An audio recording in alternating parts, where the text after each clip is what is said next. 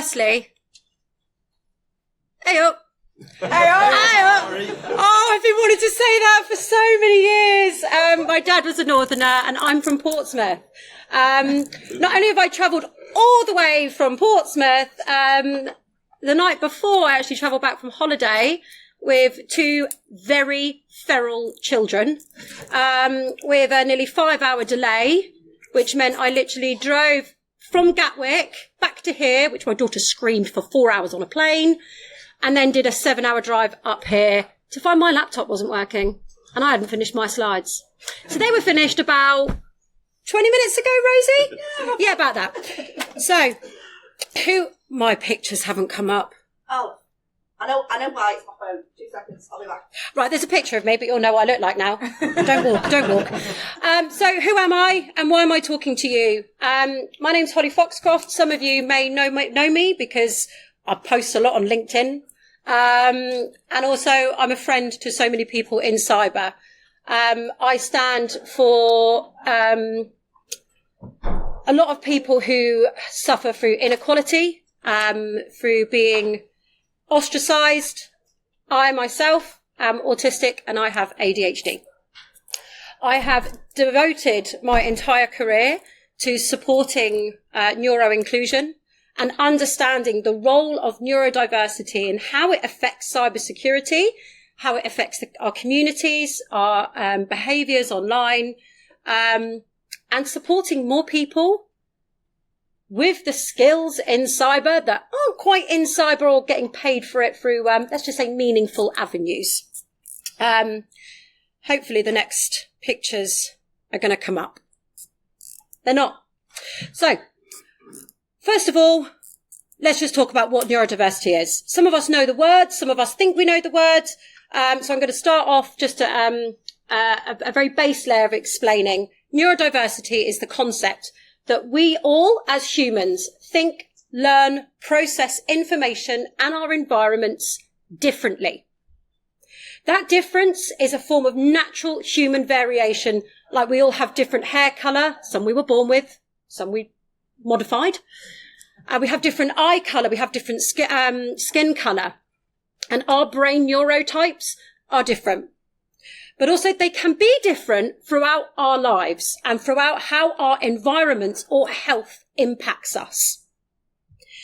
Now, we may know some neurodivergence or neurodivergent conditions, which are down in the bottom left, such as autism, ADHD. Many of us think neurodivergence is just autism. We just think that that's what we're talking about. And hopefully we'll learn a bit more about what that term actually means as we go through this talk.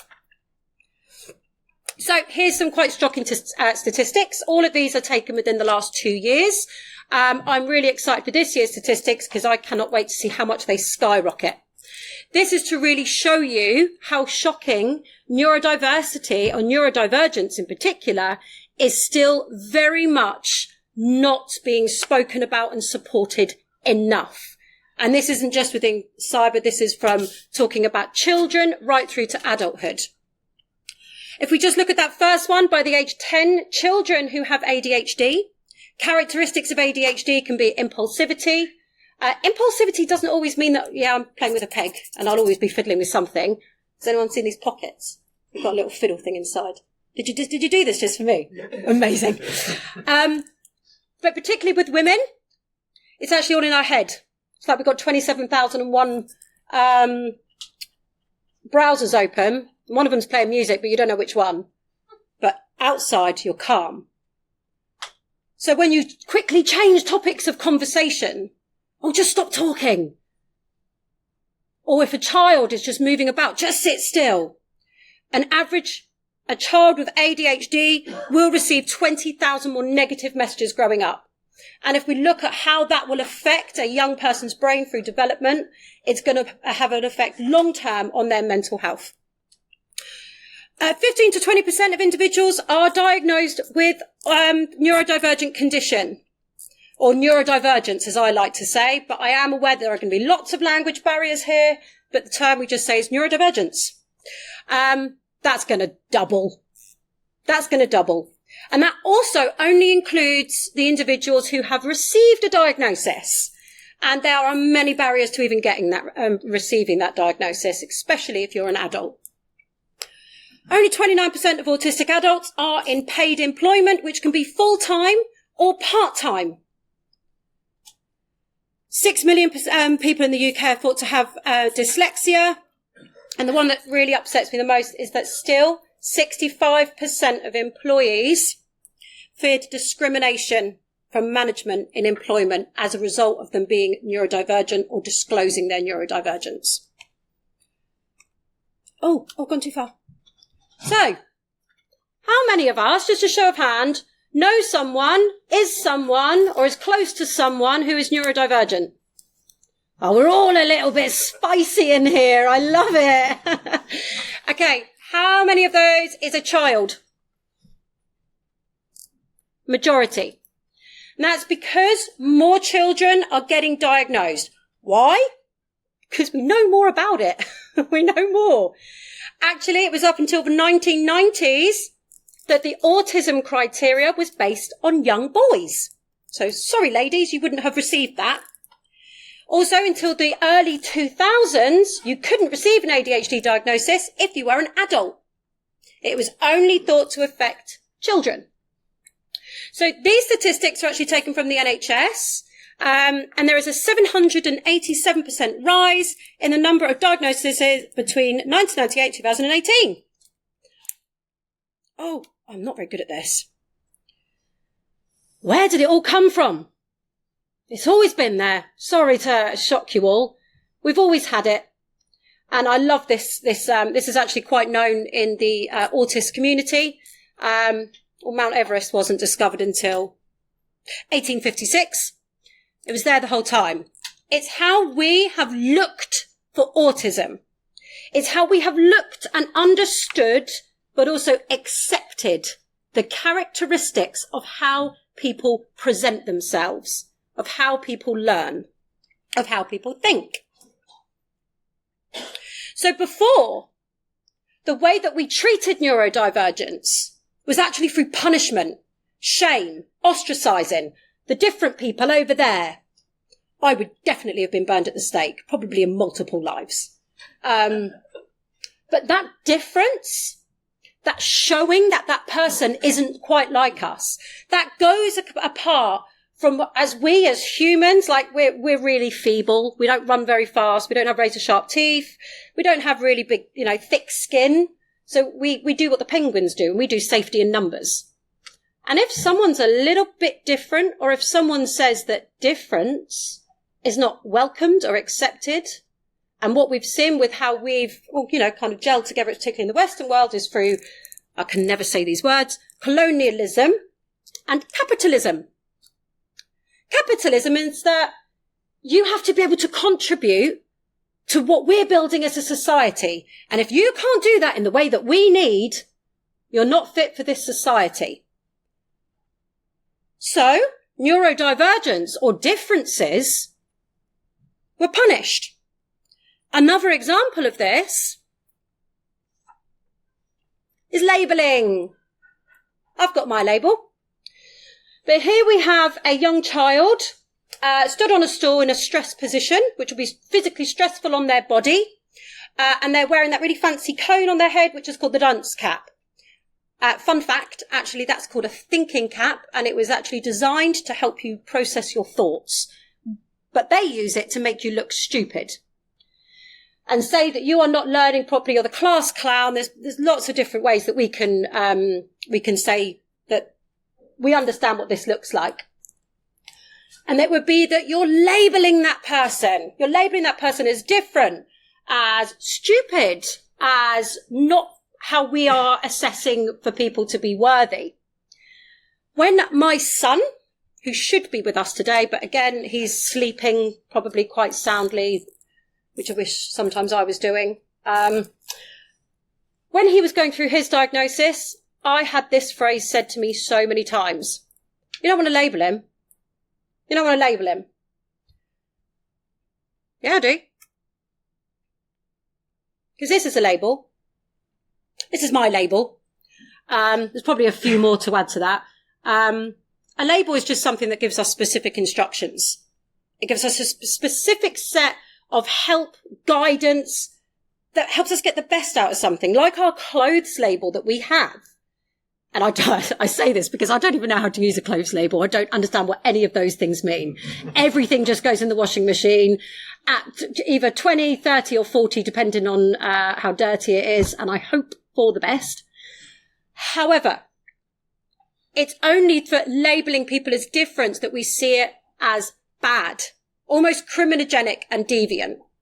But labeling is a positive reinforcement of how we should have support and be equal to equity from our community, peers and workforce. It's not a bad thing. So, we're all a bit spicy. We're all a little bit, got a bit of neurodivergent traits. Does that mean, we're all a little bit autistic? Thank you for not saying yes, because I probably would have just lost myself. We're not. What we have is something called spiky profiles. Up, down, up, down. And on here, this is what a neurodivergence has different characteristics, behaviours. But we will all have some of this or not enough of what we would deem to be acceptable in a way. And we're all a bit different. So anyone else who's autistic ADHD may be looking at me and thinking, well, I've got the same label as her and I'm definitely not acting like her. Let me tell you, I could barely butter my toast this morning because I was so nervous being in a hotel that I didn't know. Bit different to me standing up here, quite happily talking to a room full of people. And it affects us differently. Fixations. This morning, I had to have a different breakfast to what I've been used to eating for a week. And has anyone ever had that holiday food? And you get so obsessed with it. And then there's that sudden realisation, you're never going to have it again unless you go back there. That was me this morning. Absolutely devastated. But I do get fixated on certain things. This peg is fast becoming one of them, actually. So this is what a neurodivergence can look like. And it's how much or how little you have these characteristics that would deem you to be neurodivergent. So no, we are not all a little bit autistic. We do share similarities and we share some things that can be seen as similar, but it doesn't mean that you are warranted to have that diagnosis. Also means that I'm a Hufflepuff. Because we all have differences. And what is normal? Normal, I want to replace with neuronormativity, neuronormative standards. Because we're all normal. But what is different is neuronormative standards, ways that is accepted by either our societies or our communities as being accepted behaviours or characteristics or way to do things, way to talk, way to learn. And in the West in particular, we have adopted our neuronormative standards. And just to throw a bit of a curveball, British people have made it even worse. Too polite. Sometimes things just need to be said the way they need to be said. And actually, if you go over to the Nordics, autism profiles and very black and white in their delivery sometimes isn't picked up as much because that's just the way you talk.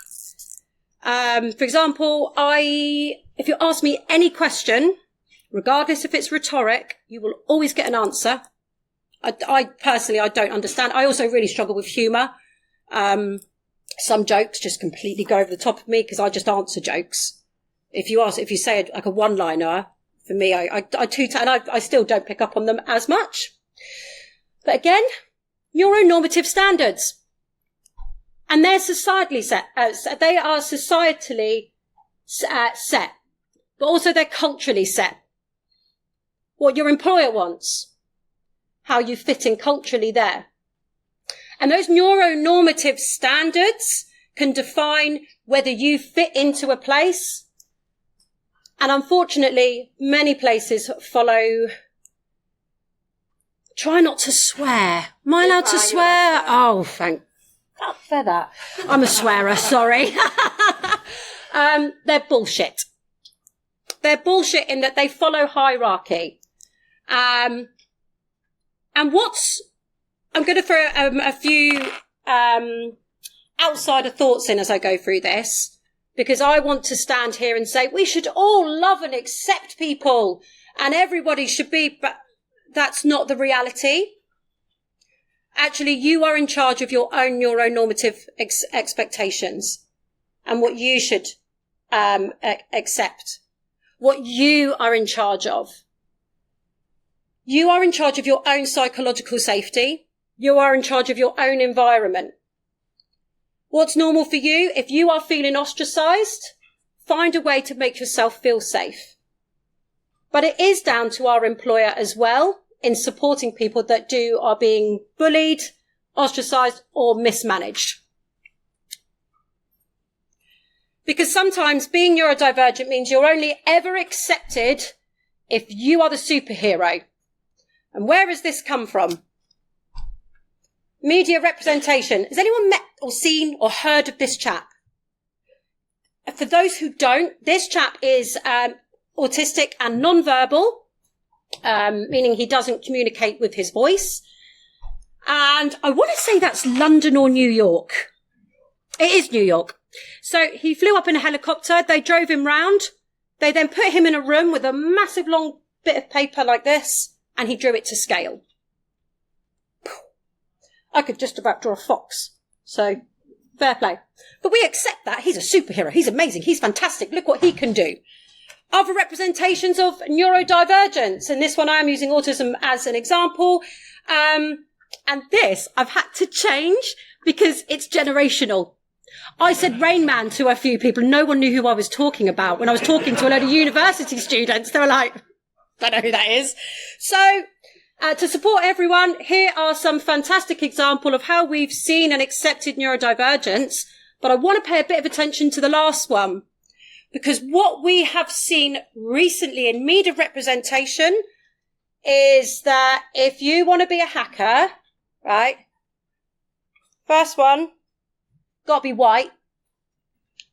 Second, you've got to be a man. Have to wear the hoodie. Now it's autism. That social side, those autistic characteristics. Another one is Scorpion. And that hasn't actually fed off of nothing. We have had it fed to us, or media representation, because in 2017, the National Crime Agency released in their Pathways into Cybercrime report that autistic-like traits are noticed in Pathways into Cybercrime. Ouch, that pissed me off quite a lot, which I'm going to go into. But we're not all superheroes, and we don't need to be superheroes just to be accepted. We're normal people doing normal things. It's just our normative standards may be different. And it's about you understanding where our shortfalls are and helping us. Because being neurodivergent doesn't just come without those amazing superpowers of maths, English and drawing. Actually, we are more plagued with experiencing poor mental health and for longer periods and co-occurring mental health conditions. And in cybersecurity, we are plagued with poor mental health. We are always in crisis mode. And our industry, from what we are what research has shown, is that we are at level with frontline healthcare workers in terms of being stressed. But also, our industry has more neurodivergent people. Oh, so why the hell am I talking about all of this at a cybersecurity conference? You're all probably sat going, I think we're at the wrong B-sides. So where does all of this fit within cybersecurity? So I spoke about it earlier in 2017, that original research that came out noticing autistic-like traits. That really pissed me off. That really pissed me off because much like that media representation has done, it just feeds into the narrative that yet again, neurodivergence is criminogenic, deviant, people to be afraid of. So in 2019, I put my pen to paper, which is a really hard thing for me to do. And I wrote research with regional organised cybercrime units that looked into the vulnerabilities of neurodivergence that contribute towards pathways into cybercrime. Not just looking at one community of people and making it only about that, but actually what are those vulnerabilities and how do they support people going into pathways into cybercrime, particularly looking at younger generations. And I looked at existing criminogenic theories and social learning theories. Really good, actually. Got a really nice shiny certificate and a picture of me in a silly hat for it. And now I want to take it one step further, which is what I'm going to start explaining about it and hopefully pull this talk together. How far am I? Oh, bloody hell. So, first of all, why do we first need it? This one's the obvious one.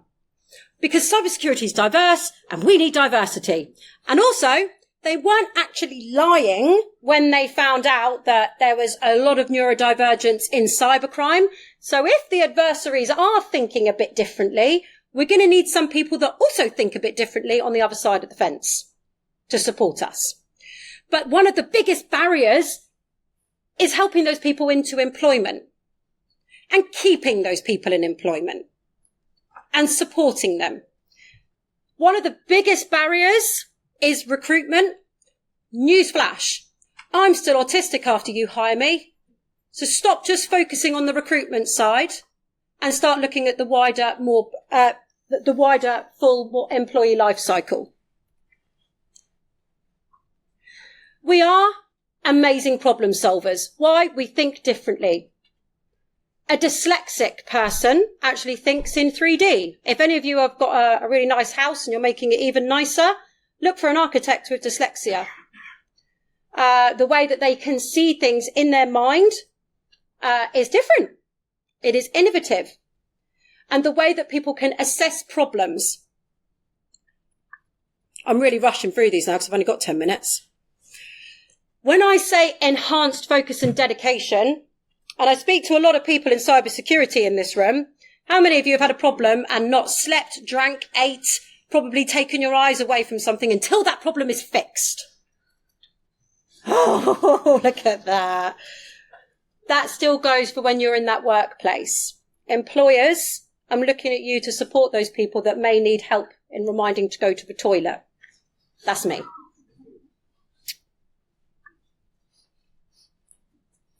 Now let's look at the other side. The vulnerability side. Because again, I can talk to you all day about our strengths, but that's not without service to showing you that there is also needing further support. So let's look outside of our cybersecurity teams and actually look at it from a risk management perspective for our wider organisations, or understanding as we're going through our cybersecurity careers in understanding managing human risk. There are other people who may be more susceptible to social engineering and the social side of cybersecurity attacks because of their differences in terms of neuronormative standards. I'm going to talk about sales teams now, right? If we look at how humans are with how we act and behave, our ADHD profiles are our hunters. And we've had hunters for years and years, when we used to chase boars right now till we chase a sales lead. Probably the same characteristics. If you want any information out of someone, go to the sales team. They'll give you anything sometimes. But that can be considered as a vulnerability. And how are you supporting people through that? Or how are you widening your security awareness, particularly if you're looking at behaviour change, in addressing that? The needs for accommodation and support. When we talk about neurodivergence, a lot of it is focused on learning. If your security awareness is still focusing on check the spelling of a link, I still spell neurodiversity wrong. Wow. And there probably is a neurodiversity spelt wrong somewhere in this presentation. How are we supporting people in needs and accommodations and the wider expectation of people understanding the language we're talking, which to a lot of people is gobbledygook anyway? How do we measure that they are fully supporting and understanding that? Are we giving them the right tools? If your crisis management plan is a lovely document that you've got to read, how are people going to make sure that they're going to sit there and read that? How is it delivered? I haven't got long. I'd love to talk. I'll be here all day. Come and talk to me more about this because I've got to flip through these slides. Do click the link and you try telling that to somebody who is either ADHD or has impulsivity, which can be a result of other behaviour factors, but also stress. Stress and mindfulness play a huge part in cybersecurity what am I looking for? Risk management. When we just click links, we get something really quick and we just, oh, yes, of course. I've got one of those bloody anniversaries that's popped up on my LinkedIn today and I'm getting about 4,000 people saying, congratulations for a year doing something with the BCS. It's doing my head in. So what am I doing? This constantly. What if I accidentally click and open something? You can't... So, can we double it? You can't just rely on people not clicking something. You can't just rely on that just only being the support you're going to give someone, particularly if you're going to have higher impulsivity rates, both emotional, as in quick.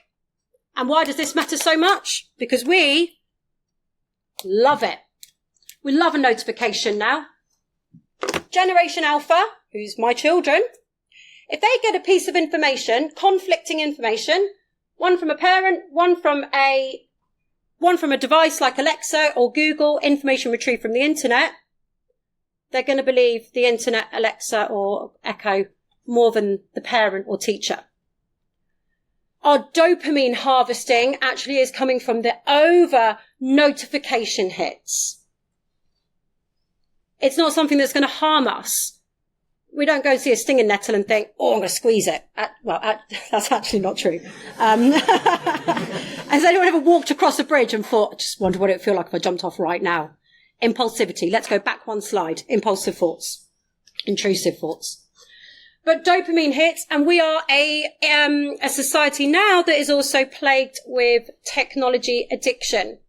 I'm also the cybersecurity lead for the Portsmouth Education Partnership, and I'm leading all of Portsmouth schools, colleges through digital transformation with me running behind all of the teachers going, cybersecurity, you're not making them safe. And my big one is dis and misinformation and digital citizenship. Understanding what those harms are, but you try doing that with a load of addicts because we are addicted to technology. So,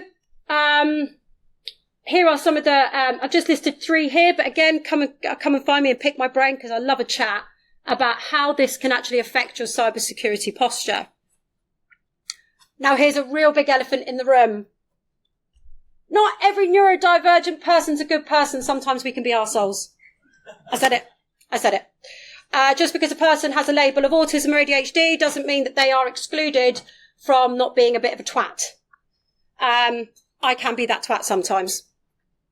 Mainly when I'm overstimulated or if I have an opinion about something and I struggle to then understand why someone may have conflicting information.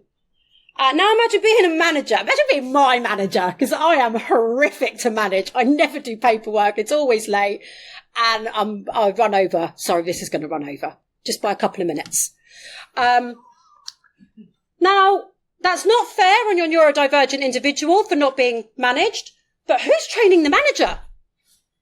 Who's training and supporting the manager? So again, elephant in the room. Neurodivergence doesn't just then warrant that people are good people. And we also need to support our managers and our leaders in managing neurodiverse teams. How does that look? How are you going to get the best out of neurodiverse employees? Your training and awareness. It's more than just me standing up here giving you a lovely chat. It's implementing how neurodiversity impacts organisations. And I have got such a keen interest in how it affects security, cybersecurity posture. Again, training really is key. Finding out where those loopholes are. Where are you falling short within organisations? Where are you not supporting people? And there's 65% of people that feel discriminated against. Training and awareness supports them. soon, future, whee! I talked about the past, talked about the present, now the future. Future's not ready yet. Future is me crying every single night into Portsmouth University Library website, writing, tearing up, and then rewriting at the moment because I'm a handwriter. So I actually want to I am measuring and getting some data into how that impacts, impulsivity, internet addiction actually affects cybersecurity posture. And I'm measuring it against some quite large corporations, and I'm implementing some practices to put proof in the pudding, in that we need to consider how neurodivergence affects cybersecurity posture in how it's delivered. So yeah, coming soon to a screen near you probably. And just remember, when I asked you earlier about neurodivergence, we're all neurodiverse, all of us. Some of us are neurodivergent all the time. We were just born that way. And some of us will actually experience neurodivergence at different parts in our lives. And here's some examples. And this is hopefully just going to bring home of why we need to be more empathetic. So the first one is grief. I actually posted about this not long ago on LinkedIn. If you grieve for longer than 6 months, you're neurodivergent, guys, because you're not supposed to. Once your 6 months is up and you miss that person or pet or thing, I don't know what else you grieve. That's about it, isn't it? If you're still grieving, get yourself down to the doctor, get yourself some SSRI uptakers, which are your antidepressants, because you're not allowed to grieve after 6 months. It's deemed as persistent complex bereavement disorder. Just grief. There is no one who should tell you how to grieve. Again, it's a societal expectation that we move on to contribute back into our society of working and capitalism. Another one, menopause. Menopause can also be considered as neurodivergence, brain fog, heightened anxiety. Remember when I went back to that clicking of the links? If you're really, really stressed, don't do that, because now I'm stressed. Oh, 52 seconds. Ooh. Acts of neurodivergence. I actually had an act of neurodivergence last year. I had a really bad case of sepsis. Was in hospital, was absolutely away with the fairies. I couldn't remember my own name for a good week. But it's how we accept that neurodivergence in everyday life and having more empathy for people that experience it every single day. Because at one stage, we're all going to be neurodivergent. So remember, just do the best that you can and in the place that you are, and just be kind. Oh, my thank you didn't come up. Neither did my email address. Scan that, it's safe. How many seconds? Oh, we're way past that. 3, 2, 1. This is the first time I've ever been on time for anything. Thank you.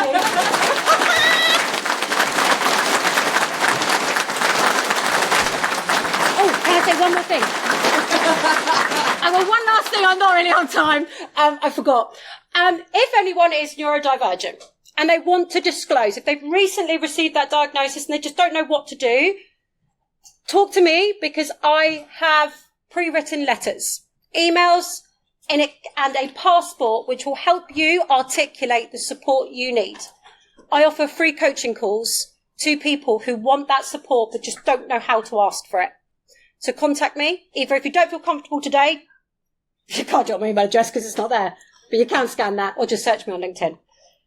And I'll arrange that call with you because it's scary. That was it.